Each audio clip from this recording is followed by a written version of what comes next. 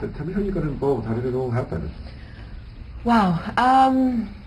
This is something that came about a while ago, and I was asked to take a meeting with Louis, and I was a bit reluctant. I tend to be reluctant to projects that scare me, and so I kind of do a bit of that, and that's usually an indication that it's something I do want to do, but I have a sort of tug of war with myself, and so I met with Louis, and we just had a great talk, and we talked about Andrómeda. We talked about the different things that he wanted to do, and how I saw her and how he saw her, and we had a really great meeting, and it was a very clear notion that we wanted to work together, and so we did.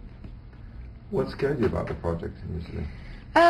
I think most things kind of scare me initially. I think, you know, the idea of the scope of it, I think the idea of there having been an original, and the daunting element of sort of recreating something that people have, you know, an affection for, I think is kind of daunting. But also playing someone like Andrómeda, I'm someone who loves Greek mythology, and so, you know, I've been aware of her for many years since I was a child, and so it's kind of yeah, a bit scary, and then once the fear is kind of, you know, have reined in the fear, then it's just excitement of being a part of something like this. So let's talk a bit about Andrómeda. Who is she, at least in your eyes? In my eyes, she's an incredibly strong and driven young woman who sees outside of the box that she lives in, the royalty, the heritage, the weight of her history. I think she sees another way, another path, and sort of the next generation. And she chooses a very pivotal moment to be that person and to take the reins, and she's extraordinary. And she does have a special relationship with Perseus from the moment she first meets him, right? Yeah, definitely. I think they recognize something in each other, you know. Sam and I spoke a lot about it, actually, because we were trying to determine the connection between them, and because there's a lot, you know, there's a lot of sort of, there's a chemistry, there's a interesting sort of bizarre connection between them, and you know, created the understanding, I should say, that they're both kind of the man alone in a way. You know, they're the people who are being set apart, who are being forced in whatever way to stand up for, you know, what they believe. And I think so there's a kinship and a connection there that is quite obvious to both of them. What can you tell me about working with Sam? What is he like? I love Sam. He's awesome. He's so much fun to work with. He's got unlimited ideas, literally unlimited, and he's someone who is constantly trying to make it better, no matter what the situation is, and no matter how many actors are in the scene, no matter what the scenario is. He's got ideas, and because of that, he really set the tone for all of us to really express ourselves and think about, hey, what if we do this and try that? And Louis was so beautifully open to it, and you know, and Louis has amazing ideas, so all of us got to kind of just create this pool of ideas and creativity, and really work through it together, and it was a very collaborative experience, which is the best kind, I think.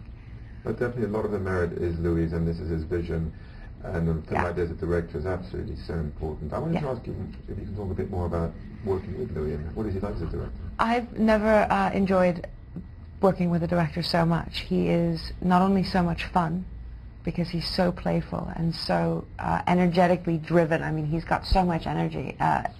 He's present in every moment. He knows exactly what's happening at all times.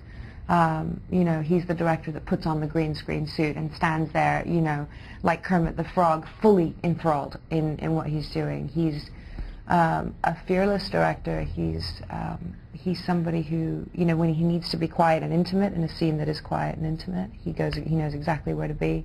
When it's big and massive, he knows exactly where to be. We trusted him, you know. I would love to work with him again, because there's a trust, an implicit trust, and he's a good person. He's a good man, and therefore, you know, the energy on the set, he really set a beautiful tone for us, because it was a safe and fun and wild experience, and yet we were very well protected by him, and free, you know. That trust is very important when you're working with special effects of this magnitude. I'm going to ask you about that precisely, working with special effects. What was that experience like for you?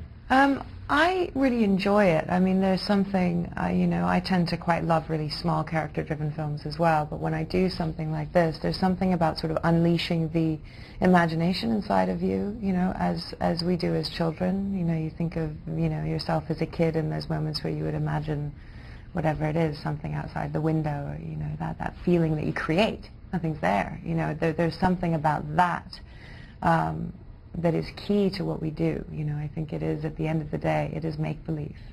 You know, it is make-believe. So it's its purest form, because we have nothing to, you know, tangible to hold and touch and figure it out. It's emotional, it's instinctive, it's all those things. So to have that emotionally, to go into creating the emotions you need in those moments, and then to know that you're trusting these extraordinary people creating these magnificent, you know, visuals, and they show us along the way, you know, and we're part of it in terms of seeing what they look like and how big they are, and an idea of the scope. And but technology today is so extraordinary that it's, you know, there's no roof on the limit as to where we can go. And so the trust was there, I think, kind of instantly, because you know that at the place we're in, you know, right now in terms of filmmaking and 3D and technology and everything you can do, we knew it would be extraordinary looking. And so, you know, we let that part just be. You have to place yourself in the right hands, and you did. But then you finally see the film completed. Yeah. Especially in a movie like this, that is so important, that moment, because you're not really sure what it's going to look like. Right. Tell me what that moment was like that for you. I have to say, I'm usually, so when I watch films that I'm in, usually I tend to watch a bit like this, which is kind of my own issue. But watching this film, I completely forgot that I was in it, firstly, which was fantastic for me, because I was completely lost in it. When we saw the first 6 minutes in 3D, I couldn't believe it. It's the first 3D film I've seen, and it was only 6 minutes. So for me, it was extraordinary, and then to see it in 2D anyway, and have it be just as palpable and just as, you know, visceral, was wild for me. I thought that there would be then a massive difference to see it in 2D versus 3D, and there isn't. Your heart is racing. You're with them all the way, regardless, and that is a testament to Louis, I think. And some of the things are tangible, like those beautiful gowns and dresses that you wear. I mean, what did it feel like to dress up like a Greek princess? You know, it's helpful, I think. You know, it's a second skin, so you put those costumes on, you put that you know, that second skin on, and it does feed a lot of how you move, how you sit, how you walk, things like that. You know, and also being able to have so much fabric to use. I quite like to be part of my costume, and so to be able to grab it and hold it, and, you know, all of that is you know, it's a gift for us. Being a quite international person yourself, how do you think this film is going to resonate internationally? Do you think, I mean, it's such a classic tale. Yeah. But what do you think?